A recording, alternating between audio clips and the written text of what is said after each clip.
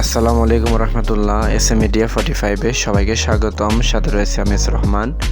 আজকে আলোচনা করব SSC পরীক্ষা 2022-এর বাংলা দ্বিতীয় পত্রের চূড়ান্ত সাজেশন নিয়ে। So let's enjoy. ভিডিওটি শুরু করার আগে বলে রাখি, তুমি যদি এই চ্যানেলে নতুন হও তাহলে অবশ্যই লাইক, কমেন্ট অ্যান্ড সাবস্ক্রাইব। ধন্যবাদ।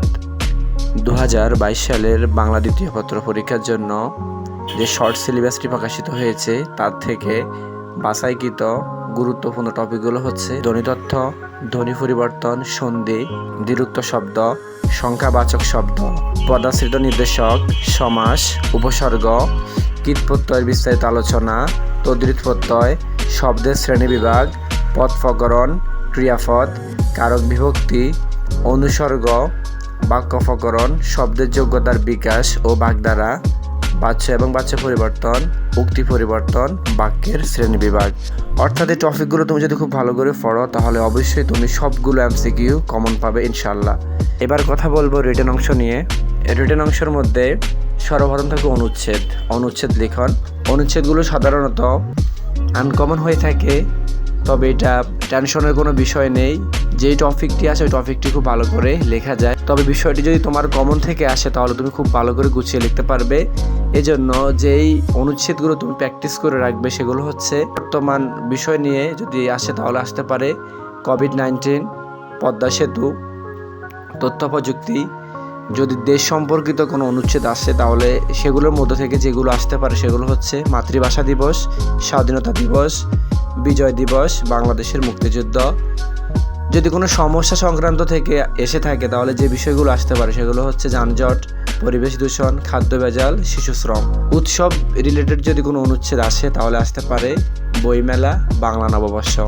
আবেদনপত্রের মধ্যে গুরুত্বপূর্ণ আবেদনপত্রগুলো যেগুলো বিগত বিভিন্ন পরীক্ষাগুলোতে এসেছে সেগুলোর মধ্য থেকে বিনা বেতন মওকুফের, দরিদ্র তহবিল থেকে সাহায্য চেয়ে আবেদন, শিক্ষা সফরের আবেদন, বিজ্ঞান ক্লাব বা লাইব্রেরি গঠনের জন্য আবেদন, ক্যান্টিন স্থাপনের জন্য আবেদন।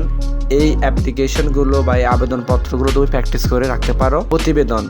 প্রতিবেদনের মধ্যে যে বিষয়গুলো তুমি প্র্যাকটিস করবে, একটা কথা মনে রাখবে সবসময়, সেটা হচ্ছে ফরম্যাটটা অবশ্যই তোমাকে জানতে হবে। প্রতিবেদনের যে নির্দিষ্ট ফরম্যাট রয়েছে, আবেদনপত্রের যে নির্দিষ্ট ফরম্যাট রয়েছে, পত্রিকা প্রকাশের জন্য যে নির্দিষ্ট ফরম্যাট রয়েছে, সর্বপ্রথম তুমি ওই ফরম্যাটগুলো আয়ত্ত করে নেবে, তাহলে তুমি খুব সহজে বিষয়গুলো লিখতে পারবে। এরপরে তুমি এই প্রতিবেদনগুলো প্র্যাকটিস করে নেবে। বিদ্যালয়ে বার্ষিক সাংস্কৃতিক অনুষ্ঠানের বিবরণ দিয়ে একটি প্রতিবেদন, মাতৃভাষা দিবস, মহান বিজয় দিবস, স্বাধীনতা দিবস উদযাপন, বিজ্ঞান মেলা অনুষ্ঠানের বিবরণ দিয়ে একটি প্রতিবেদন, বৃক্ষরোপণের গুরুত্ব বর্ণনা করে একটি প্রতিবেদন, তোমার দেখা একটি সড়ক দুর্ঘটনা বর্ণনা দিয়ে প্রতিবেদন, দ্রব্যমূল্য বৃদ্ধি, মাদকের কুফল ও প্রতিকার সম্পর্কে একটি প্রতিবেদন। এই প্রতিবেদনগুলো তুমি প্র্যাকটিস করে নিতে পারো।